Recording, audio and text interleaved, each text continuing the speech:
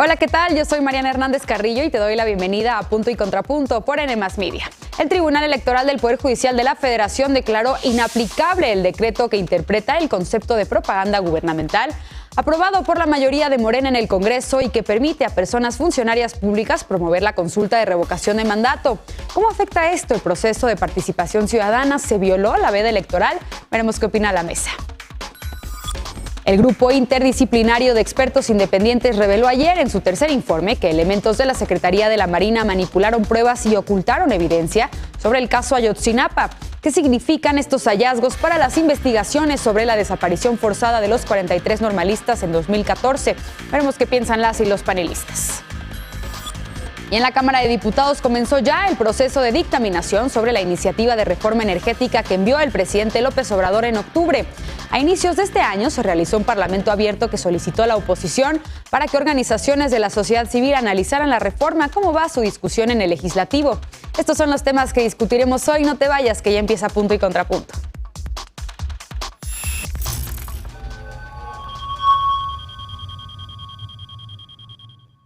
A 2 semanas de la consulta para la revocación de mandato, el Tribunal Electoral del Poder Judicial de la Federación declaró inaplicable el decreto aprobado por la mayoría de Morena en el Congreso, que permite a personas servidoras públicas promover la consulta de revocación al modificar el concepto de propaganda gubernamental. ¿Qué fue lo que determinó el tribunal? Veamos en contexto. Este lunes, el Tribunal Electoral del Poder Judicial de la Federación declaró inaplicable el decreto de interpretación auténtica sobre propaganda gubernamental que aprobó la mayoría morenista y sus aliados en el Congreso el pasado 17 de marzo. El decreto permite a funcionarios públicos difundir la consulta de revocación de mandato. Para ello, modifica el concepto de propaganda gubernamental y la define como todo conjunto de publicaciones con cargo al presupuesto público y etiquetado para ese fin por un ente público y con el objetivo de difundir acciones o logros relacionados con sus fines, y establece que ni las expresiones de las personas servidoras públicas ni la información de interés público que difundan constituyen propaganda gubernamental. El máximo tribunal electoral determinó que el decreto va en contra de artículos constitucionales y señala que pretende establecer una excepción a la prohibición de difusión de propaganda. El artículo 35 constitucional establece que durante el proceso de revocación de mandato deberá suspenderse la difusión de toda propaganda gubernamental de cualquier orden de gobierno y que el INE es la única instancia a cargo de la promoción y difusión de la consulta. El artículo 105 constitucional apunta que las modificaciones a las reglas electorales deben aprobarse y publicarse al menos 90 días antes del inicio de las elecciones.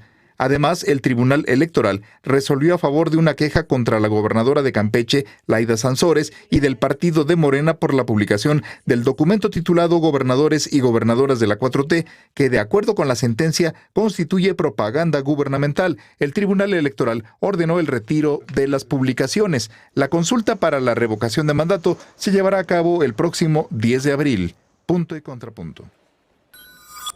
Primer tema, y para debatir hoy nos acompaña Alejandro Encinas, politólogo y simpatizante de la 4T. ¿Cómo estás, Alejandro? Bienvenido al estudio. Hola, muy contento de estar en el estudio. Qué gusto. Bienvenido. Nos acompaña también Aurora Espina, investigadora y militante del Partido Acción Nacional. Aurora, ¿cómo estás? Muy bien, Mariana, y un gusto estar nuevamente aquí en la mesa con ustedes. Bienvenida de regreso. Nos acompaña también, como cada martes, Jorge Andrés Castañeda, consultor y analista. ¿Cómo estás, Jorge? Mariana, muchísimas gracias, como siempre. Un gusto estar aquí con ustedes. A ti. Y en la sana distancia nos acompaña Dolores Aragón, académica e investigadora. Dolores, qué gusto tenerte vía remota. ¿Cómo estás? ¿Qué tal, Mariana? Saludos a todas y a todos por allá. Todavía te encuentras en el norte del país, ¿verdad? Así es, desde Sonora, transmitiendo en vivo para ustedes. Muy bien, pues bienvenida también, Dolores. Pues primer tema, si te parece, empiezo contigo, querida Aurora. ¿Cómo ves a 12 días ya de que se realice la consulta de revocación de mandato, este revés que mete el Tribunal Electoral al llamado decretazo impulsado por Morena? Bueno, a mí me parece que es una acción completamente esperada ante la serie de acciones que se llevaron a cabo justo a un mes antes de que se dé a cabo el proceso de revocación del mandato, porque hay que recordar también que el 10 de marzo se aprobó fast track el mismo día que se presentó y prácticamente en el mismo momento la iniciativa de este decreto para permitir justamente la cuestión de la difusión de la revocación de mandato por parte de funcionarios públicos, que hay que recordar que la ley de revocación de mandato establece que ni funcionarios públicos ni partidos políticos pueden promover la revocación de mandato y en ese sentido pues es una violación a la ley y se pretendió hacer esta reforma justamente aplicando lo que no existe, que es la retroactividad de la ley y al final, pues a mí me queda muy claro que lo que menciona el presidente de nada fuera de la ley, nadie por encima de la ley, pues termina siendo completamente una incongruencia de su parte y termina haciendo lo mismo que decía que no iba a hacer. Y en ese sentido, pues sí me parece que es una sentencia esperada, que es una medida que se tenía que hacer y habrá que ver justamente que no se repitan esta serie de acciones, sobre todo en el proceso de la etapa de la vida electoral de este proceso de revocación de mandato. Y lo que queda claro es que al final pues es la fiesta de la popularidad del presidente más que una iniciativa que haya solicitado como tal la ciudadanía. Y desde mi perspectiva personal, pues la invitación creo es, más bien dicho, a dejar las urnas vacías, pero participar desde la observación, desde ser funcionarios de casilla, pero pues no ser parte de una farsa que al final de cuentas pues es el concurso para pues seguir inflando esta fiesta de la popularidad del presidente, que nada más es la finalidad. Alejandro, contrapunto, y déjame plantearte esto así, ¿se cambiaron las reglas a la mitad del partido? Se intentó efectivamente y el criterio del tribunal es el adecuado, no se pueden cambiar las reglas una vez iniciado el juego. De lo que decía Aurora, en realidad la ley de revocación del mandato sí permitía la participación de actores políticos en el debate público. Y hubo una sesión del Poder Judicial que declaró inconstitucional esta parte de la ley, que si mal no recuerdo estaban en unos transitorios. Yo lo que lamento de todo esto es que una revocación tiene que estar precedida por un gran debate, una gran deliberación pública. Y aquí este debate pues más se ha centrado en lo procedimental, en qué sí se puede hacer, qué no se puede hacer, cuál es la sanción porque tal persona o tal actor dijo algo, en vez de entrar a fondo y a la sustancia de responder la pregunta. En función del desempeño, el presidente debe o no permanecer en el cargo. Y la verdad es que yo estoy a favor del cambio. Efectivamente, no se puede cambiar las reglas a la mitad del partido, pero tenemos un entramado legal pues muy santurrón, muy hipócrita y que pues cercena la libertad de expresión cuando en realidad tendríamos que fomentar esa libertad de expresión y centrar nuestra atención en que no haya un uso indebido de los recursos públicos y del presupuesto público. Entonces, creo que sí tenemos una ley que sobreregula lo que puede o no puede hacer un funcionario público. Y si tú volteas a ver experiencias internacionales, pues por ejemplo, en los sistemas políticos que se permite la reelección presidencial, el presidente es a la vez titular del Ejecutivo y está haciendo campaña. En los parlamentarismos, el número uno es el jefe del partido y también está haciendo campaña a favor de sus candidatos. Creo que esta ley se legisló en un momento en donde todavía había mucha incertidumbre y una muy mala calidad, una muy alta incertidumbre y desconfianza sobre lo que hacía el Ejecutivo. Es el cállate chachalaca de Vicente Fox en 2006. Lo que provocó esta ley. Y los legisladores de Morena aprobaron la ley. Pero justo el Poder Legislativo existe para reformar las leyes, porque las leyes no están escritas en piedra, sino que tienen que ser revisadas periódicamente. Y lo que funcionó en algún momento, pues tiene que ser revisado ahora que estamos en otra etapa del debate público. Siempre y cuando, que creo que este es el debate, Jorge, no afecte lo que está establecido por la Constitución y que en este caso el tema de la revocación de mandato está en el artículo 35 constitucional. ¿Cómo ves tú esta decisión del Tribunal Electoral? Y desde luego, creo que son dos debates, porque por un lado es la decisión del Tribunal a este llamado decretazo impulsado por Morena en el Congreso y por otro lado lo que plantea Alejandro, que es la modificación de las leyes alrededor de la revocación para futuras ediciones, digamos. Mira, yo creo que ya todo esto terminó y se pervirtió un ejercicio que pudo haber sido positivo para la ciudadanía hacia adelante. Ya va a quedar pervertido y va a ser un desastre a ver qué pasa en el próximo sexenio. Pero retomando lo último que decías, Alejandro, creo que esa es la clave y lo más grave de lo que pasó aquí. No es que cambiaron las reglas a la mitad del partido, eso es muy grave y todos lo sabemos. Pero es que el legislativo tomó una función que no le compete. Se pusieron a interpretar la ley. Ellos no interpretan la ley, el legislativo hace la ley y el judicial interpreta la ley.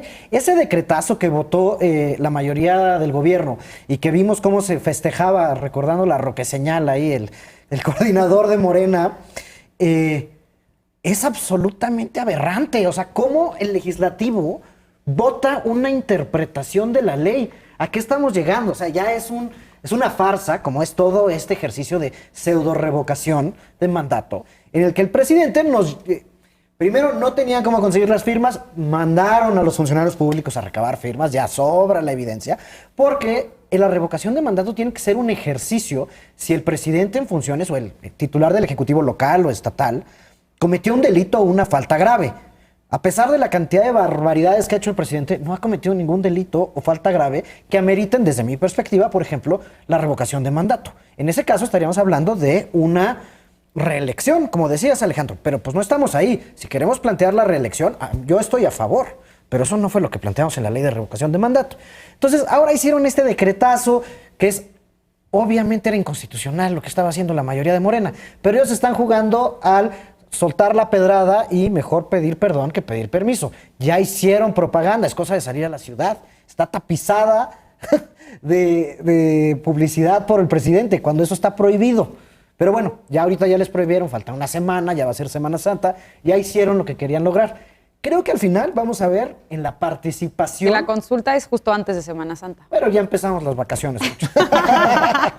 Ya te adelantaste ya una me semana. Adelanté, pero no, bueno, muchas escuelas ya la próxima semana no van, o sea, ya lo que pasa en la próxima semana tiene menos influencia que lo que pasó en las últimas 2 semanas, donde todos los gobernadores de Morena hicieron campaña, el presidente inauguró un aeropuerto que no estaba terminado y tapizaron todo el país de propaganda. Ya, mejor pedir perdón que pedir permiso. Veremos qué tanto les funcionó o no con la participación.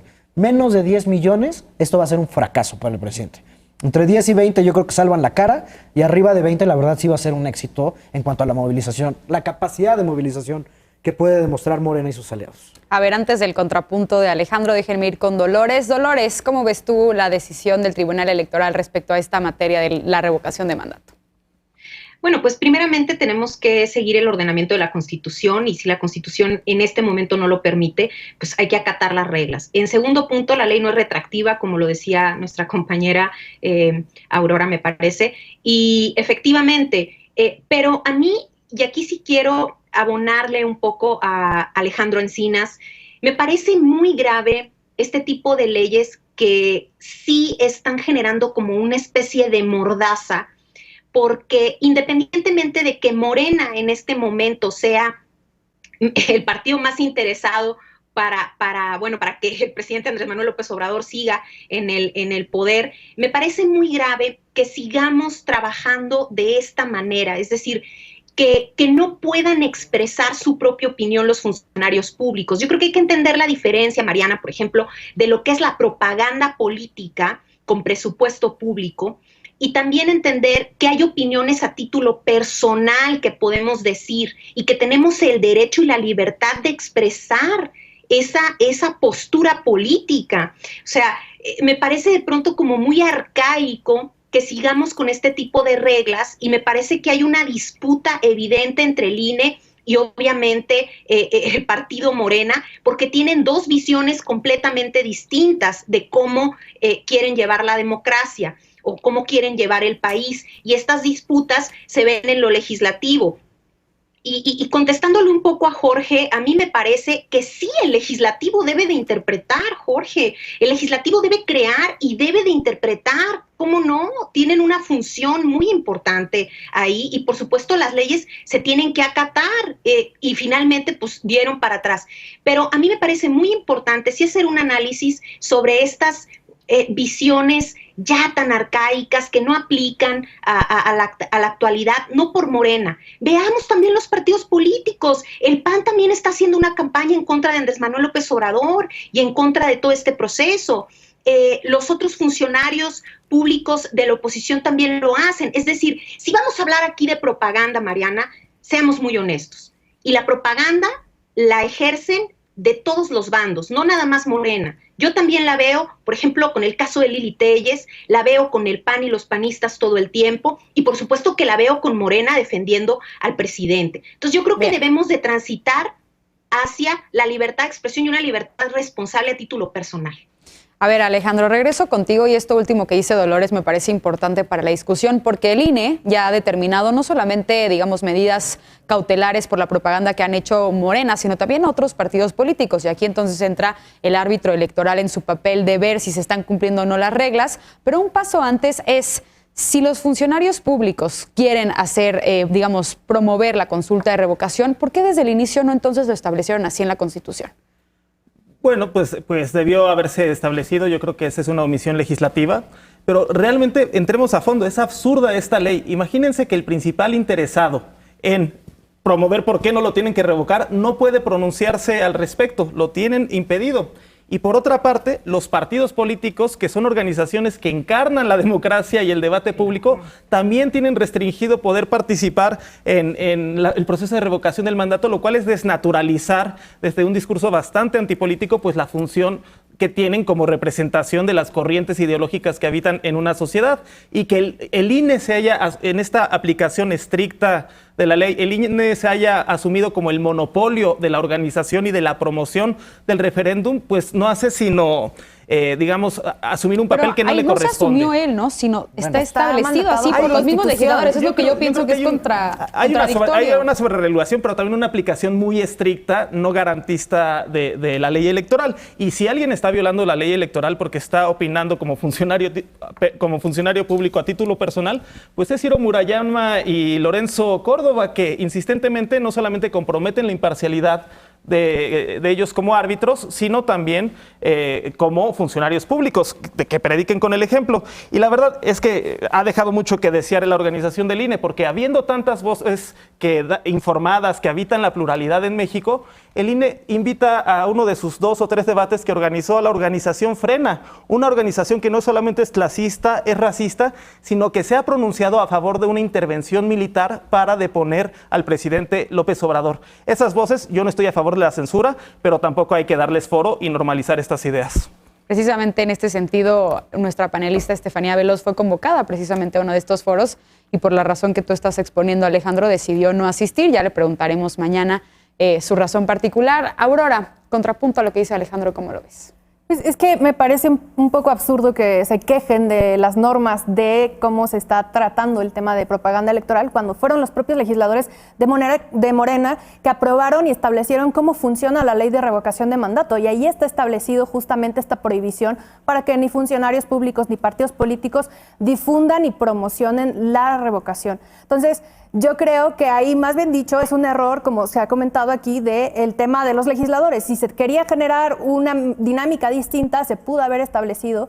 Y creo que, un poco abonando a lo que comentaba Dolores, sí sería bueno discutir entonces cuáles son los límites y los alcances de la publicidad y, sobre todo, también una de las cosas que no se ha discutido es que también prohíbe este proceso de veda electoral, etcétera, que se difundan los logros del gobierno actual, que es uno de los mecanismos que se ha utilizado en toda la propaganda que han estado dejando en casas y por todos lados, de si quieres que esto se mantenga y no te lo quiten, pues participa en el procedimiento, y eso ya no entra dentro de estas cosas que están permitidas dentro de lo establecido en la ley. Entonces creo que las normas ya están dadas, ya está el partido a unos instantes de ocurrir o de finalizar, como en el momento culmen del proceso de revocación de mandato, pues lo que queda es cumplir con lo que está establecido y también cumplir con lo que se dice, nada fuera de la ley y nadie por encima de la ley. Jorge, para cerrar el bloque. A ver, es que todo este proceso es kafkiano. O sea, sí tienen razón, es ridículo que un funcionario público no pueda expresar su punto de vista y tiene que ver con, digamos, estas leyes arcaicas de México. Totalmente de acuerdo.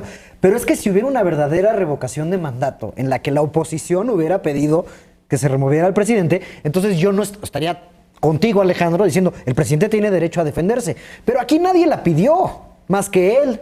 Entonces, ahora dicen, es que yo tengo derecho a defenderme del ataque inexistente. Claro, inventaron a Frena, que ya ni existe políticamente. Órale, vamos a subirlos al INE para que parezca que tengo con quién debatir, ¿no? Y ahí quien lo decidió fue el INE, por cierto. No, por eso, el INE también ha jugado un papel en el que andan con esta, como bien dice, yo coincido con Dolores y con Alejandro, esta sobreinterpretación en que la gente no puede decir lo que piensa, yo estoy en contra de eso. Ahora, si en realidad hubiera un oponente contra el cual debatir, pues sería relevante. Ahora, sí hay que buscar una definición entre que Moreno defienda al presidente está muy bien, que el presidente se defienda está muy bien, que el presidente use recursos públicos como la señal de Sepropie todas las mañanas, ya no estoy tan seguro, porque esos son recursos públicos que todos pagamos con nuestros impuestos, ¿eh? Y él los está utilizando para defenderse de estos ataques inexistentes. Entonces, como vivimos en esta situación kafkiana, en la que es una revocación que nadie pidió más que el que quien no quiere ser removido, pero entonces él tiene derecho a defenderse de nadie porque nadie lo está atacando, pues sí, ya acabamos en una discusión totalmente bizantina y vemos al Congreso, y ahí sí discrepo totalmente con Dolores, no, el Congreso no puede interpretar la ley, ese es el poder del Ejecutivo. Diré del judicial. Del Ejecutivo no, por favor. Del Ejecutivo no, bueno, sí, con los decretazos, pero bueno, el judicial nos puede echar para atrás. Bueno, pero...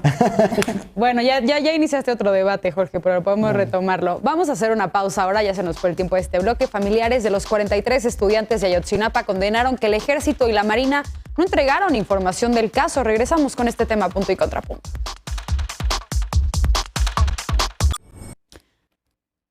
Regresamos a Punto y Contrapunto. Por primera vez en 7 años, el Grupo Interdisciplinario de Expertas y Expertos Independientes, el GIEI, pudo afirmar que no hay indicios para creer que los 43 estudiantes de la Normal Rural de Ayotzinapa desaparecidos en septiembre de 2014 están vivos. Ayer, el GIEI dio a conocer su tercer informe de Ayotzinapa, apuntando que toda la investigación sobre el caso realizada entre 2014 y 2018 fue una simulación. El grupo de expertas y expertos dijo que elementos de la Marina acudieron al basurero de Cocula y manipularon evidencia. Señalaron que para fabricar pruebas hubo llamadas ficticias creadas por funcionarios, alteración en las fechas, lugares y formas en que se dieron las detenciones de presuntos implicados, tortura para obtener declaraciones también. Esta mañana el presidente López Obrador dijo que ya se investiga a quienes manipularon pruebas. El GIEI también informó que el ejército espiaba desde 2004 a los normalistas y que la operación cesó en los momentos cruciales de su desaparición. Las familias de los estudiantes desaparecidos ofrecieron una conferencia de prensa donde reconocieron el trabajo realizado por el GIEI y lamentaron que las Fuerzas Armadas no hayan contribuido con la verdad. Señalaron que pese a que el gobierno federal se comprometió en diciembre de 2018 a entregar toda la información del caso, no cumplieron, ya que el GIEI sigue solicitando a algunas dependencias que le entreguen los documentos. Por ejemplo, no fue hasta el 12 de noviembre de 2021, o sea, del año pasado, que las y los investigadores finalmente tuvieron acceso a los archivos de la Marina. Segundo bloque, comienzo contigo, Alejandro. Pues muy importante lo que revela este tercer informe del GIEI, de alguna manera dinamitando la verdad histórica sobre el caso Ayotzinapa. ¿Qué destacas de este informe y desde luego la atención que le ha dado este gobierno a este caso? ¿Cómo lo ves? Pues yo primero recordaría lo que se pensaba, así el espíritu, el estado de ánimo en estos paneles como de la época en 2014, que se llegó a escuchar que los padres y madres de los 43 de Ayotzinapa tenían que pedirle una disculpa al entonces procurador Murillo Karam porque no había habido una investigación más exhaustiva y rigurosa que aquella que efectivamente, como bien dices, dinamitó ya el GIEI y las investigaciones del gobierno de México, que es de verdad escandaloso. Hubo un operativo de Estado de múltiples instituciones coordinadas, no solo para ocultar la información, sino también para alterar las escenas. Hubo traslado, por ejemplo, de restos de algún normalista por parte de Tomás Cerón, hubo alteración de pruebas, y lo más escandaloso que se llega a saber en este avance de las investigaciones del GIEI, pues es que efectivamente no es que el gobierno y las instituciones de seguridad pública no supieran, sino que estuvieran al tanto antes, durante y después de la desaparición de los 43 normalistas. Entonces, para reconstruir, que ha conllevado a múltiples dificultades, efectivamente hay que reconocer que todavía hay resistencias en algunas instituciones y en algunas porciones del Estado para proporcionar información, porque los personajes que fueron autores o cómplices de toda esta maniobra, pues siguen teniendo influencia en algunas partes del Estado mexicano y podrían estar afectados. Hay un pacto del silencio que ha costado mucho trabajo desmontar, pero afortunadamente poco a poco se va sabiendo la verdad y lo importante es que no se tendrá que descansar ni de cesar hasta que se dé con lo que realmente sucedió en aquella noche funesta de 2014. Jorge, ¿cómo has visto tú el avance en esta investigación? Ya pone Alejandro algunos de los temas que revela este informe del GIEI, sobre todo sobre la manipulación y la desaparición de evidencia por parte del Ejército, pero además, desde luego, lo que hizo la Marina, pero Importante también lo que comparte el informe y es que a la fecha no se ha compartido esta información. Es decir, actualmente todavía hay información que sigue en manos del ejército. Yo creo que hay varios temas sobre la mesa y es muy relevante este nuevo informe del GIEI. Para empezar, creo que dentro de la tragedia gigantesca, por lo menos que le pongan algo de cierre a las pobres familias de los 43, ya aceptando lo que desafortunadamente todos sabíamos, que están sin vida los 43, es un paso, digamos, en el cierre de este proceso, sobre todo para las familias que están viviendo con este duelo. Ojalá pasara para los otros 50 tantos mil desaparecidos que hay en el país, pero bueno. 90,000, más de 90,000. Sí, 90,000, perdón. Tienes todo. A ver, creo que hay varios elementos relevantes de lo que sale el informe de ayer. Primero, hay dos claves. Uno es lo que mencionabas de la Marina y dos, el papel que juega la Procuraduría General de la República. Más allá de eso, no tenemos una nueva versión de la verdad histórica. Hasta hoy sigue siendo lo más probable algo parecido a lo que dijo Murillo Karam. Ojalá tuviéramos algo más, hoy no tenemos. Ahora, hay un tema muy, muy grave que es el involucramiento de la Marina aquí. A ver, ¿quién era el responsable de la Marina en Guerrero en 2014? El almirante José Rafael Ojeda, que hoy es secretario de la Marina. Él era el responsable de la zona de la Marina en esos días. Entonces, si el presidente dice que se van a investigar a las personas, pues yo no sé si el almirante debería de presentar, probablemente él no tiene nada que ver, que presente su renuncia en lo que se hacen las investigaciones. Pero, pues bueno, pues ya vemos que el gobierno no necesariamente mide a todos con la misma vara. Luego, lo de que el ejército investigaba la normal de Ayotzinapa, perdón, en mi caso no me sorprende para nada. Los investigan desde los años 60. Esa es una escuela donde había actividades guerrilleras, con vínculos con Lucio Cabañas en los años 70. Por supuesto que el ejército algo estaba viendo y qué bueno que lo hacían hasta cierto punto. Es parte de su trabajo ver qué pasa en la normal. Ojalá hubieran hecho algo y yo creo que es una falla de inteligencia de las Fuerzas Armadas. ¿Sin autorizaciones judiciales? ¿Ningún contrapeso ahí? Tampoco existe técnicamente el área del ejército que hace inteligencia. Legalmente no existe, pero lo hacen y lo han hecho durante 30 años y digamos, en un lugar donde había actividades subversivas en el pasado, también las rayas ahí son nebulosas. Si era un soldado que era normalista, si era un normalista que era soldado, ahí nunca vamos a saber. Estaban infiltrados, es parte de lo que revela el informe. ¿Cuál es la realidad del papel real de ese soldado? Si era más bien un soldado que se volvió normalista o no. Son finalmente las mismas personas que conviven en las mismas geografías, ¿no?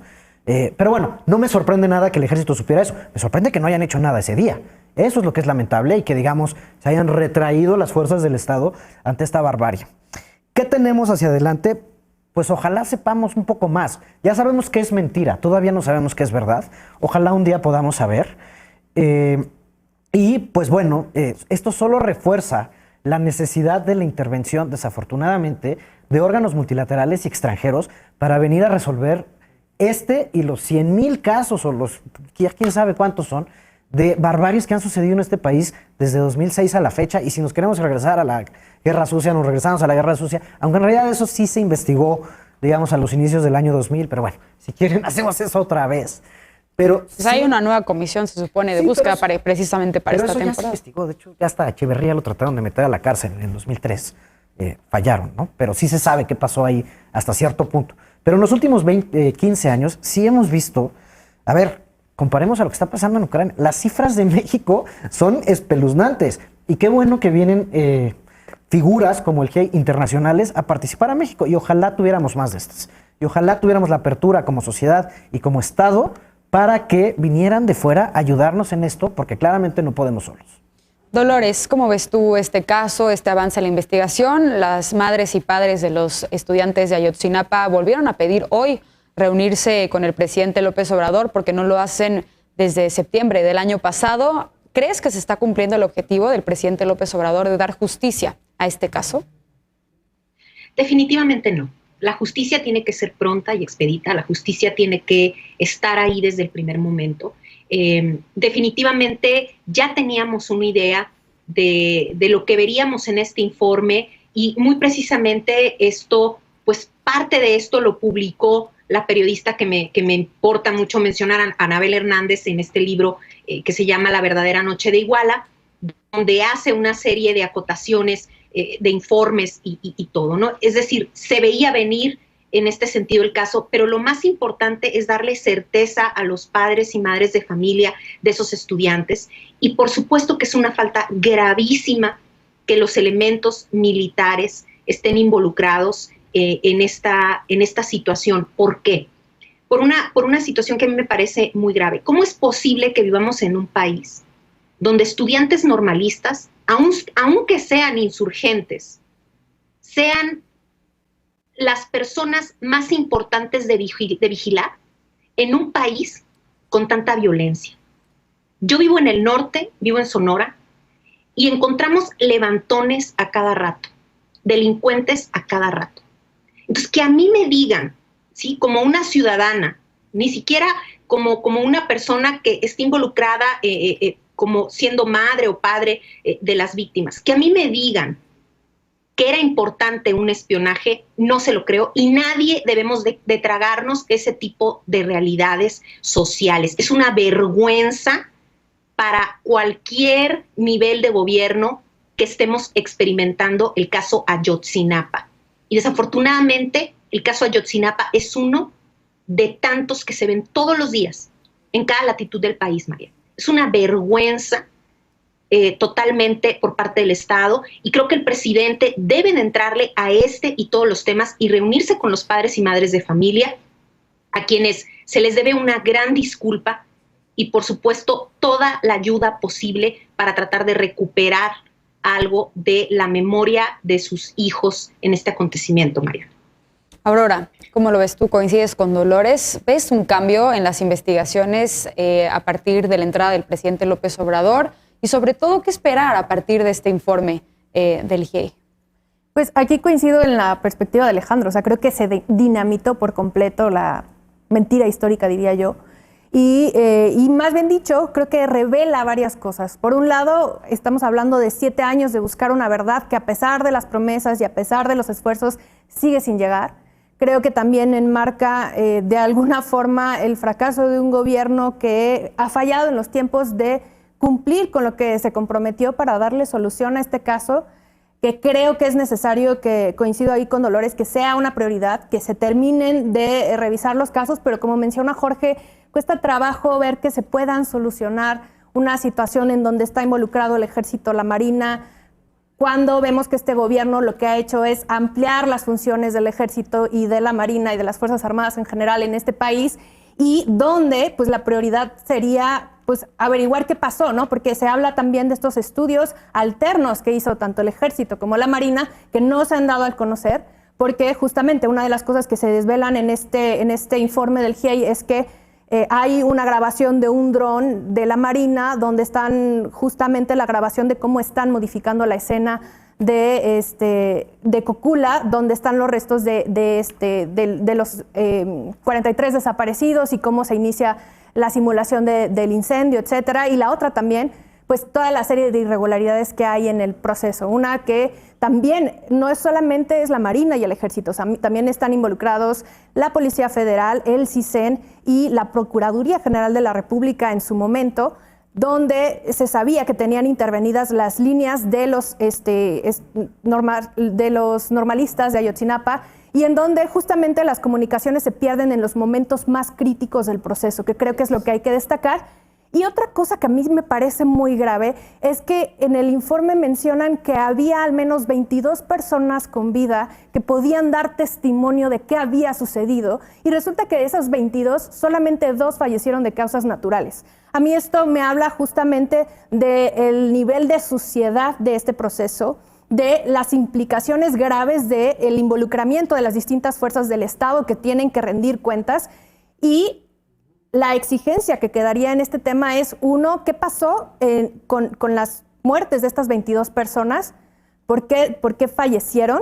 ¿No? A investigar más esas muertes. 2, exigir que se dé a conocer toda la información del caso que se llevó a cabo por parte tanto del Ejército como de la Marina, pero también investigar a fondo el involucramiento de todas las personas que están ahí, porque se cambiaron placas de patrullas que estuvieron involucradas en el tema, se hicieron llamadas falsas para encubrir a funcionarios públicos y a policías, también hubo policías que presentaron expedientes falsos. Entonces habla de una complicidad de tal magnitud en todos los niveles que nos habla un poco de lo difícil que es hablar de la existencia de un Estado de Derecho en un país como el nuestro, donde tenemos casi 100,000 personas desaparecidas, donde hay más de 52,000 personas, digamos, cuerpos de personas que fueron asesinadas, que no han podido ser identificadas, y que creo que pues nos habla un poco de cuáles deberían de ser las prioridades de este gobierno y las acciones que se tienen que cometer. Y cerraría diciendo que nadie en este país debería de experimentar lo mismo que experimentaron esas 43 personas y sus familias,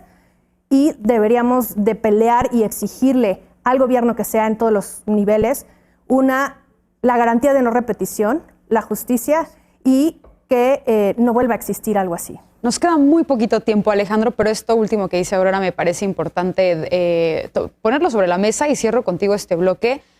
Desde luego hay muchísima información que falta en esta investigación que está haciendo el GIEI, pero ¿qué hay de la reparación del daño, que fue uno de los compromisos que hizo el presidente López Obrador, y desde luego de los mecanismos de justicia transicional para que esto no vuelva a ocurrir? No, yo creo que hay avances, y efectivamente la tragedia humanitaria es de una escala lamentablemente inabarcable en comparación con las capacidades institucionales que tienes instaladas.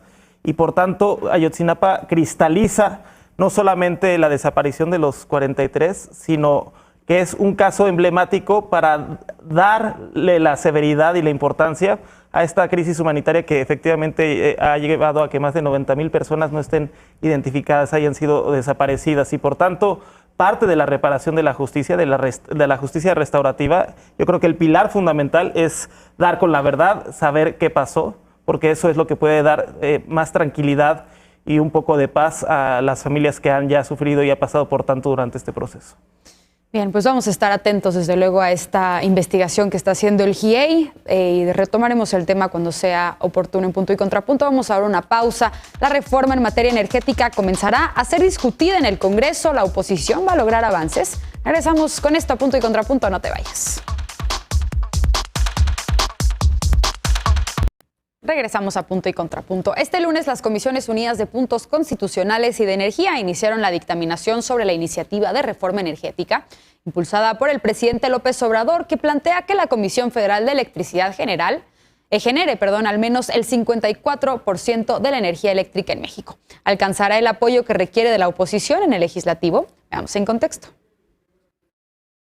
Este lunes inició el proceso de dictaminación de la reforma energética en las Comisiones Unidas de Puntos Constitucionales y de Energía de la Cámara de Diputados. En octubre pasado, el presidente López Obrador mandó a la Cámara de Diputados la iniciativa de reforma constitucional. Propone que la Comisión Federal de Electricidad, la CFE, sea la única encargada de administrar la generación y distribución de la energía eléctrica del país. Los partidos de oposición han señalado que la reforma plantea crear un monopolio que ahuyentará la inversión privada. Legisladores de bancadas de oposición solicitaron un parlamento abierto e invitaron a analistas y organizaciones de la sociedad civil para analizar el impacto de esta iniciativa de reforma en el sistema eléctrico de México, el medio ambiente y su constitucionalidad. Los foros iniciaron el 17 de enero y terminaron el 28 de febrero. Expertos en materia energética y organizaciones de la sociedad civil que han señalado la falta de contrapesos a la CFE y mecanismos de transparencia en la iniciativa dijeron que el Parlamento constituía un ejercicio importante para involucrar a la ciudadanía en la discusión. El 6 de abril, a más tardar, las Comisiones Unidas de Puntos Constitucionales y de Energía deberán recibir la iniciativa de reforma con las observaciones que se hayan incorporado de la discusión del Parlamento y de las críticas de partidos de oposición. De ser aprobada, pasará al Pleno de la Cámara de Diputados para su discusión y votación. Punto y contrapunto. Último bloque de hoy. Comienzo contigo, Dolores, pues se alista ya la discusión de la reforma energética que tanta polémica ha causado. Por cierto, antes de lo que se tenía previsto, ¿cómo estás viendo tú la discusión en el legislativo?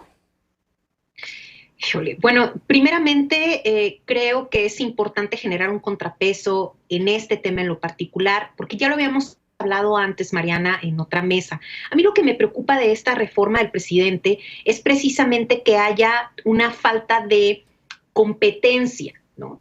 Es decir, que se encarezcan los servicios a raíz de otorgarle todo el poder y todo el control a la CFE. Esa parte a mí me preocupa muchísimo, porque les comentaba la vez pasada que México no es nada más la CDMX y no es nada más el centro del país, sino también hay regiones muy específicas de todo México. Por ejemplo, les ponía yo el caso específico de Sonora, pero debe de haber otras regiones también del país donde en determinados momentos sea mucho más caro el consumo de la luz porque hace mucho frío o mucho calor. Entonces, esta cuestión sí importa porque esa pequeña alza de precios o esos movimientos de los precios en materias energéticas, pues van a afectar a las personas directamente. Ahora, se supone que una de las ideas del presidente Andrés Manuel López Obrador es que justamente no suceda esto que yo ahora mismo estoy comentando, que ya sucede, por cierto, porque la CFE es carísima. Se supone que lo que quiere es, digamos, como equilibrar esos precios, etcétera, etcétera. Sin embargo, a mí me parece pues una idea muy fantasiosa por parte del presidente en términos de que se necesitan actualizaciones, de que se necesitan determinados recursos que a lo mejor otras empresas y generando esta especie de competitividad se puedan crear. Entonces, sí, la idea, la ensoñación de Andrés Manuel, ¿no?, es darle todo a todo el pueblo de México y que sea fácil y que sea digno y que sea rápido, pero en términos de la realidad, Mariana, contamos con otras empresas, contamos con competencia. Entonces vamos a ver desde el legislativo el PAN que defiende, digamos, no esta reforma propuesta por el presidente, pues no tiene mayoría de ninguna manera. De tal forma que es muy probable que pase, ¿no? Al menos yo lo veo así. A ver, Jorge, ya Dolores pone sobre la mesa algunas de las preocupaciones que creo que han sido ampliamente debatidas y justo hubo un parlamento abierto al inicio de este año precisamente para escuchar a la sociedad civil, o ese supone que será el objetivo, incluir, digamos, su perspectiva también en esta posible reforma energética. ¿Realmente tuvo algún efecto que se haya discutido este tema en el parlamento abierto, en estos foros? Y por otro lado, ¿cómo ves tú, digamos, el papel de la oposición? Porque como ya dice Dolores, pues efectivamente necesita el apoyo del PAN, el PRI y otros partidos de oposición para ser aprobada. A ver, el parlamento abierto fue una farsa. Hay que decirlo con todas las palabras. O sea, mientras el gobierno y el oficialismo llevó a caricaturistas, expertos, por supuesto, en energía, entre muchas otras cosas, el Fisgón y Pedro Miguel también son expertos en energía, llevó a funcionarios de la CFE que no hicieron más que atacar a los expertos, y luego llevó a unos expertos que se pusieron a hacer listas de decir casi que vamos a meter a la cárcel a todos los que están en contra de la reforma, ¿no? Incluso senadores del partido oficial firmaron una carta llamando traidores a la patria a las personas que nos oponemos a la reforma. Yo creo que los vicios de la reforma ya se han comentado hasta el cansancio. Lo que menciona Dolores es totalmente cierto y pensando en el caso de Sonora es particularmente una tragedia. O sea, Sonora es probablemente el mejor lugar en el mundo después del desierto del Sahara para hacer energía solar, ¿no? No me dejará mentir Dolores cómo pega el sol ahí en Hermosillo. Es el mejor lugar del planeta, pero el gobierno no quiere que se haga energía fotovoltaica en México y finalmente es una discusión fiscal. El gobierno no tiene los 20,000 millones de dólares que se necesitan invertir al año en la generación de electricidad, porque o hacemos escuelas y le pagamos a los maestros o hacemos plantas de luz con la CFE. Como no le vamos a dejar de pagar a los maestros, nos vamos a quedar con una subinversión terrible con esta reforma. Yo, entre muchos otros, hemos escrito y opinado al respecto y la verdad, yo no conozco a nadie serio que defienda esta propuesta, ¿no? Alguna gente que trabaja en el gobierno tiene que hacerlo, pero bueno, saben que es una aberración. El tema es la pelea en el legislativo. A ver, ¿el PRI va a jalar o no va a jalar?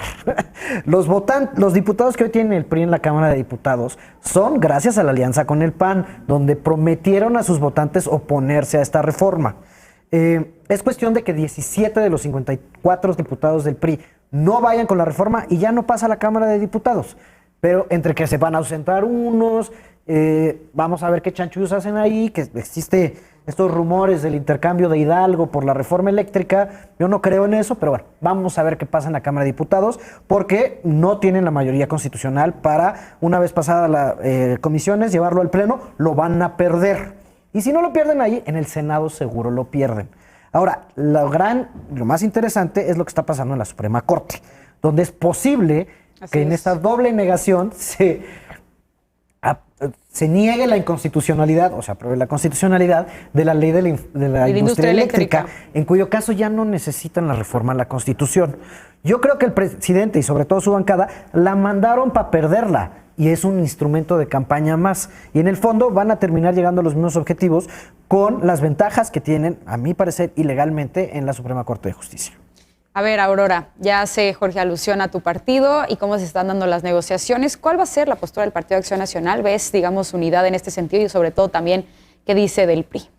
Sí, pues en este sentido creo que se mantiene muy clara la postura en contra de la reforma eléctrica. Se han discutido en múltiples ocasiones las desventajas. Uno de que justamente al acabar con esta cuestión de la competencia en materia eléctrica, pero por otro lado también al echar para atrás los contratos que están vigentes y que se establecieron justamente como resultado de la reforma eléctrica, pues lo que hace es restar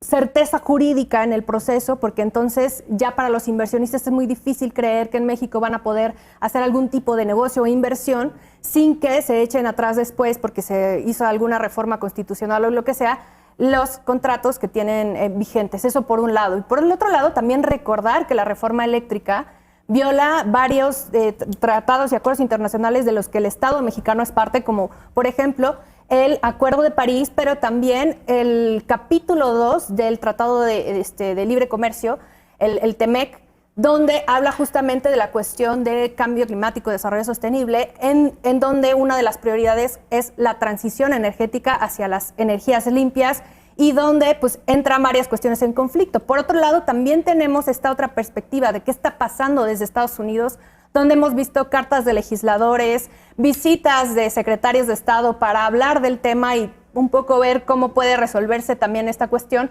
porque está afectando justamente estos acuerdos ya preestablecidos con empresas también de Estados Unidos, pero que dejan muy mal parado a México y que en caso de seguir con este procedimiento, pues sí queda afectado. A mí, justo de lo que mencionaba Jorge, me llama la atención la postura de la ministra Loretta Ortiz, que justamente su proyecto es el de declarar la constitucionalidad de la reforma eléctrica. Habrá que ver cómo procede de la ley de la industria eléctrica y que habrá que ver justamente qué avances tiene y qué afectaciones puede tener en el proceso, pero coincido en que pues si se declara la constitucionalidad, pues ya no es necesario esta cuestión en Cámara de Diputados y Cámara de Senadores. Lo que sí es cierto también es que el propio coordinador de la bancada de Morena en la Cámara de Diputados, Nacho Mier, pues reconoce que no cuentan con los votos necesarios para aprobar la reforma. Entonces, pues creo que sí es interesante ver cómo se sigue dando este proceso, pero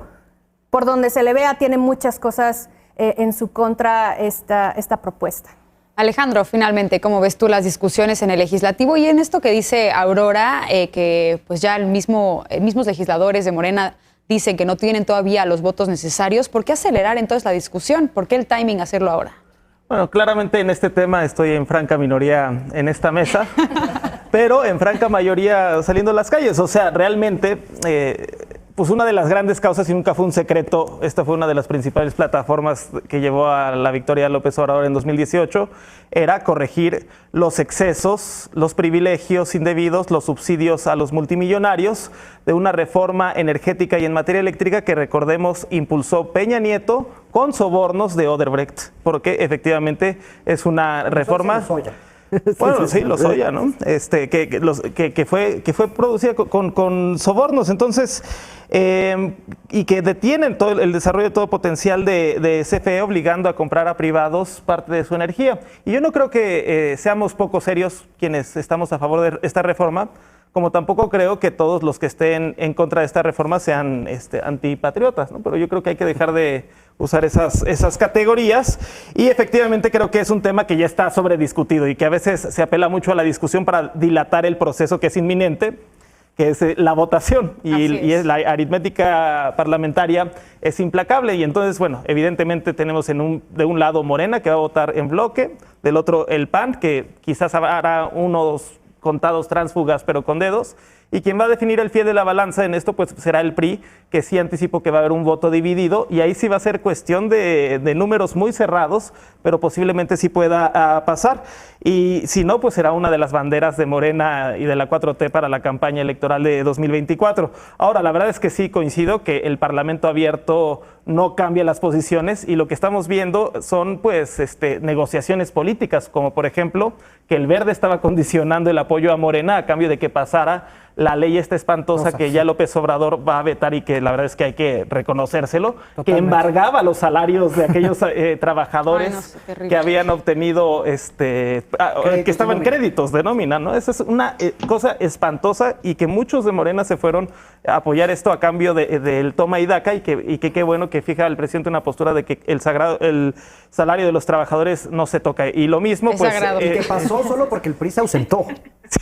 Sí. O sea, los diputados del PRI se fueron y por eso tuvieron los votos. Fueron al baño, ¿no? Sí. Se salieron al baño, ¿no? Y que tiene mucha gente preocupada esa ausencia de los diputados del PRI para esta aprobación. ¿Pero crees, muy brevemente, Alejandro, que sí la pasen? Yo creo que sí se pasa. Digo, si le están propiciando la votación ahorita es porque considera pues que hay una correlación de fuerzas favorable, pero que sí va a ser números cerrados. Yo anticiparía números cerrados. Pues vamos a ver, lo vamos a discutir en Punto y Contrapunto. Vamos a ver si avanza o no esta reforma impulsada por el presidente López Obrador, muy importante, desde luego, para su gobierno. Vamos ahora con la paparrucha de hoy.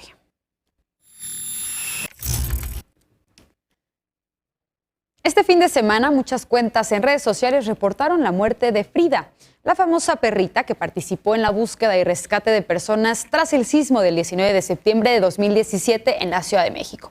No faltaron, desde luego, las esquelas y los buenos deseos en memoria de la famosa Lomita, pero Frida sigue viva. Quien murió fue otra perrita rescatista llamada Nala, que fue compañera de batallas de Frida. Nala participó en la búsqueda y rescate de personas en el sismo del 19S junto con Frida, y también brindaba apoyo emocional en albergues y refugios, y participó en el rescate de personas tras la explosión de las instalaciones de Pemex en 2013. Su dueña y entrenadora, Janet Picachi, informó que Nala falleció de cáncer. La Secretaría de Marina confirmó que Frida sigue viva, aunque ya requiere de cuidados especiales debido al deterioro en su salud, pues está por cumplir 13 años. Frida participó en operaciones de búsqueda en otros países, además de México, como Haití y Ecuador. Se jubiló en 2019 y su cuidado ahora está a cargo del personal de la SEMAR. Así que esperamos no hayas caído en esta paparrucha. Esto fue todo por hoy. Muchas gracias por acompañarnos. Yo soy Mariana Hernández. Gracias también a las y los panelistas. Gracias, Dolores. Un abrazo para ti. Gracias, Aurora. Gracias, Alejandro. Gracias, Jorge. Cuídense. Yo soy Mariana Hernández Carrillo y esto fue Punto y Contrapunto.